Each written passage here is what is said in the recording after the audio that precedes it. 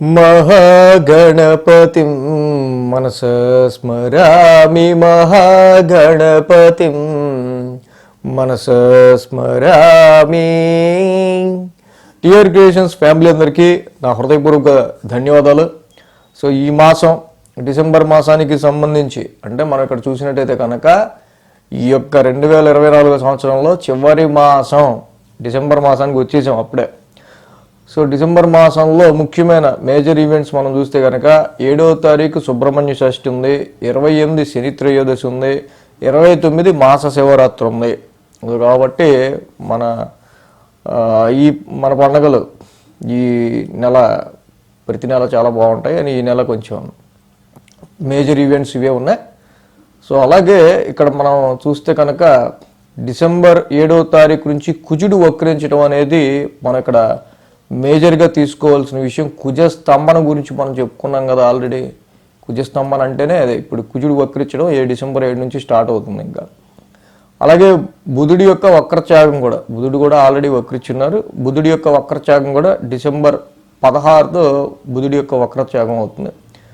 ఇక రవి యొక్క మార్పు, శుక్రుడి యొక్క మార్పే మనకు మేజర్గా కనిపిస్తుంది. ఎందుకంటే గురుడు వక్రించుండటం, కుజస్తంభన జరగడం, బుధుడు కూడా వక్రించి ఉండటం.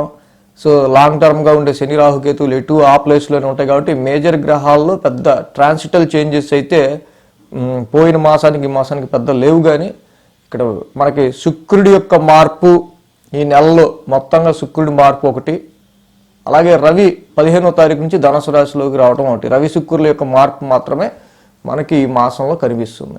కాబట్టి ఏదైనా ఈ గ్రహ స్తంభంలో కానివ్వండి, ఈ గ్రహ గోచారాల ఆధారంగా సో ద్వాదశ రాశుల వారికి సంబంధించి రాశి ఫలాలు ఈ యొక్క డిసెంబర్ మాసంలో ఏ విధంగా ఉండబోతున్నాయి అనేది మనం ఇప్పుడు చూద్దాం. సింహరాశి వారికి సంబంధించి చూద్దాం. సింహరాశి వారికి సంబంధించి మనం చూసినట్టయితే కనుక వీళ్ళకి చతుర్థ స్థానంలో బుధుడి యొక్క సంచారం మాత్రమే డిసెంబర్ మాసం అనుకూలిస్తూ ఉంది. సో ఈ రాశికి చూస్తే కనుక ఇక్కడ ఒక్క బుధుడు మాత్రమే అనుకూలిస్తున్నారు. ఇంకా మిగతా గ్రహాలు 8 గ్రహాలు కూడా ప్రతికూలంగా ఉన్నాయని ఫీల్ అవ్వక్కర్లా. ఎందుకంటే అసలు చతుర్థంలో ఉన్న బుధుడే మాతృ సౌఖ్యంచ సంతోష ధనధాన్య వివర్ధనం బుద్ధి ప్రారంభ కార్యసిద్ధి బంధుర్గతే బుధే. సో ఎప్పుడైతే చక్కగా ఈ బుధ భగవానుడు మనకి వాళ్ళకి చతుర్థ స్థానంలో మంచి పొజిషన్లో ఉన్నారో మాతృ సౌఖ్యాన్ని ఇస్తారు, మంచి సంతోషాన్ని ఇస్తారు, ధనధాన్యాభివృద్ధిని ఇస్తారు, ప్రయత్న కార్యాల్లో కూడా సిద్ధినిస్తారు. సో ఇక్కడ రవి యొక్క సంచారం కూడా ఈ రాశి వారికి ముఖ్యంగా మనకు కనిపిస్తుంది. ఏదైతే రవి యొక్క సంచారం ఈ రాశి వారికి సంబంధించి మనం చూస్తే అర్ధాష్టమంలో నడుస్తుంది. ఆల్రెడీ అర్ధాష్టమంలో రవి నడుస్తూ ఉంటాం. కొన్ని సందర్భాల్లో చాలా కూడా వీళ్ళ involvement less focusing on your job and more focusing about your domestical issues. ఉద్యోగం కంటే ఇంట్లో ఉన్న సమస్యల్ని మీరు ఎక్కువగా, అంటే అది గృహపరంగా ఇంటికి సంబంధించిన మరమ్మతుల, కుటుంబ సభ్యుల యొక్క ఆరోగ్యమా, మదర్ హెల్త్, ప్రాపర్టీకి సంబంధించిన సమస్య, లేకపోతే వీటికి సంబంధించిన విషయాల మీద మీరు ఎక్కువ కాన్సన్ట్రేషన్ పెట్టాల్సి వచ్చే ఆస్కారాల వల్ల ఉద్యోగానికి సంబంధించి చాలా వరకు సింహరాశి వాళ్ళు కాన్సన్ట్రేషన్ చేసే ఆస్కారాలు తగ్గుతాయి. అలాంటి సందర్భాల్లో అక్కడ బుధుడి యొక్క సంచారం ఉంటాం, రిట్రాగ్రేషన్ అయ్యి మళ్ళీ బుధుడు అక్కడే ఉంటాం, చతుర్థ స్థానంలోనే మాసం అంతా కూడా ఉండటం వల్ల కొంతవరకు ఇలాంటి నెగిటివ్ ఎఫెక్ట్స్ కలిగించే రవి ఉన్నప్పుడు బుధుడు కూడా అక్కడే ఉంటాం, కొంత న్యూట్రలైజ్ అవుతాయి పరిస్థితులు. కొంత అలాంటి ఫీలింగ్స్ ఉన్నా, అలాంటి నెగిటివ్ ఎఫెక్ట్స్ ఉన్నా మళ్ళీ బుధుడి యొక్క సంచారం వల్ల అమ్మాయి కొద్దో గొప్ప బెటర్ రా బాబు ఈ విషయంలో మనకి అనిపిస్తూ ఉండే ఆస్కారాలను. మేజర్గా సింహరాశికి నేను చెప్పదలుచుకుంది ఏంటంటే అర్ధాష్టమ రవి దోషము, భృగుషట్క దోషం, అష్టమంలో శుక్రుడి యొక్క దోషం, అష్టమ రాహు దోషం, వ్యయంలో కుజుడి యొక్క దోషం. సో అష్టమంలో రాహు, వ్యయంలో కుజుడు, షష్టమంలో శుక్రుడు, అర్ధాష్టమంలో రవి. సో కాబట్టి ఈ రాశి వాళ్ళకి సంబంధించి మేజర్గా కొన్ని టెన్స్డ్, అంటే ఏం జరుగుతుందో ఏంటో అనే ఒక రకమైన టెన్స్డ్ మైండ్ కంటిన్యూస్గా ఉంటుంటుంది. అలాగే పేరెంట్స్ హెల్త్కి సంబంధించో, ప్రాపర్టీస్కి సంబంధించో కొన్ని ఖర్చుల విషయాల్లో, ముఖ్యంగా ఎడ్యుకేషన్ నిమిత్తం, primary education or higher education నిమిత్తం సో తీసుకునే ఏ డెసిషన్ అయినా సరే కంగారు పడకుండా అది ఇక తప్పదు, ఇంకా అది చెయ్యాల్సిందే అని అనే పరిస్థితుల్లో తప్పించి మీరు అవసరం లేకుండా ఎటువంటి డెసిషన్స్ ప్రజెంట్ ఏ విషయంలో ఇంప్లిమెంట్కి సంబంధించి చేసుకోకుండా ఉండటమే నయ్యం. ప్రజెంట్ ఉన్న కండిషన్స్లో కొత్తగా తీసుకునే డెసిషన్ ఏదైనా సరే అది అవసరం లేకుండా ఇంకా అది తప్పని పరిస్థితుల్లో ఏం చేయలేం, ఇక అది దైవాధీనం అనుకుని వదిలేస్తాం.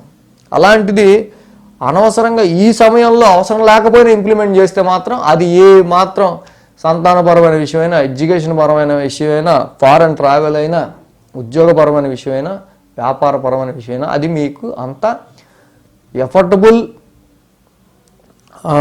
పరిస్థితుల్ని అంతగా మీకు అనుకూలించే పరిస్థితులు ఇచ్చే ఆస్కారాలు తక్కువ ఉంటాయి. సో కాబట్టి సింహరాశి వాళ్ళు తప్పకుండా ముఖ్యంగా ఈ రాశికి సంబంధించి కొంతవరకు ఆర్థికంగా ఫైనాన్స్ పరంగా ఆర్థిక పరంగా తీసుకునే డెసిషన్ల విషయంలో అయినా, అట్లాగే సేమ్ టైం ఇక్కడ ముఖ్యంగా హైయర్ ఎడ్యుకేషన్ గురించి కానీ, ఫారెన్ ట్రావెల్స్ గురించి కానీ, అబ్రాడ్ జర్నీస్ గురించి కానీ, దూర ప్రయాణాల గురించి కానీ, సో వీటి గురించి కానీ, ప్రాపర్టీస్కి సంబంధించి తీసుకునే డెసిషన్స్ విషయాల్లో కానీ, వీటన్నిటి విషయాల్లో ఏవి కూడా ఇప్పుడు అవసరం లేకుండా ఏదన్నా అమ్ముదాం, ఇది అమ్మితే పోద్ది, అవసరం లేదు కానీ ఆ థాట్ వచ్చింది అనుకో అది లాస్. సో ఇంకా కాంట్ బట్ సిచ్యువేషన్, ఇంకా తప్పని పరిస్థితుల్లో తప్పించి నూతనంగా మాత్రం ఏ డెసిషన్స్ తీసుకోకపోవడం అనేది సింహరాశి వారికి అటు ఏ విషయానికి సంబంధించైనా సరే, ఉద్యోగమా, వ్యాపారమా, పిల్లలకి సంబంధించి అని కాదు. ఎందుకంటే అష్టమ రాహు, మేయంలో కుజుడు స్తంభన, అర్ధాష్టమ రవి, భృగు షట్క దోషం, శుక్రుడి అష్టమ స్థాన సంచారం, అంటే స్త్రీలతో వివాదాలు, కొంచెం వెన్నెముక నొప్పులు, కుజుడి యొక్క సంచారం కూడా సరిగ్గా లేకపోవటం వల్ల కొంత రాత్రిపూట కూడా నిద్రపట్టని పరిస్థితులు, కొంత రీసెర్చ్ ఓరియంటెడ్ వర్క్స్లో ఉన్న వాళ్ళకైతే బాగానే ఉంటుంది వాళ్ళకి.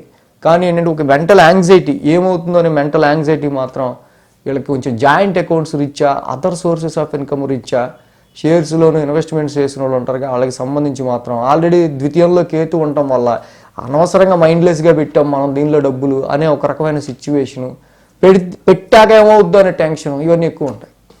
వాటిలన్నిటికంటే ప్రజెంట్ ఇలా ఉందా, ఇలా వెళ్దాం. ఈ ట్రాన్సిట్లో కొంచెం అష్టమ రాహు దోషము, వ్యయిస్థ కుజ దోషం, అర్ధాష్టమ రవి దోషం, ఈ శుక్రుడి అష్టమ దోషం, ఇన్ని దోషాలు ఉన్నాయి కాబట్టి వీటి నివృత్తి అయ్యాక మనం ముందుకు వెళ్దాం అనుకునేటట్టు మీరు ప్లాన్ చేసుకోవడం అనేది సింహరాశి వారికి చాలా మంచిది.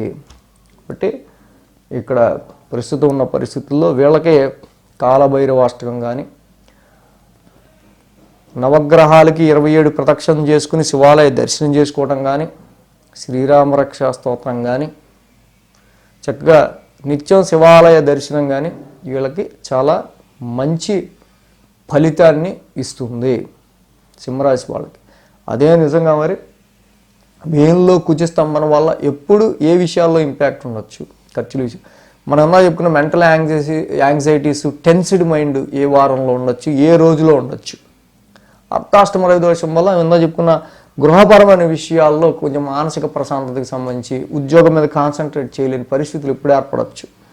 ఇవన్నీ వీక్లీ ఫాలో అవుతుండే ఆ పలానా డేట్స్లో ఆ టైము మనం చక్కగా తెలుస్తుంది. పర్టికులర్గా ఆ వారం ఏ గ్రహానికి చేసుకోవాలో ఇంకా బాగా తెలుస్తుంది. సో కాబట్టి ఈ విధమైన పరిహారాలు చేసుకుంటూ ముందుకెళ్తే సింహరాశి వారికి బాగుంటుంది. So thanks for watching TR creations. ధన్యవాదాలు. ఈ వీడియో కనుక మీకు నచ్చినట్లయితే లైక్ చేయండి, షేర్ చేయండి. మరిన్ని అప్డేట్స్ కోసం సబ్స్క్రైబ్ చేయడం మాత్రం మర్చిపోకండి.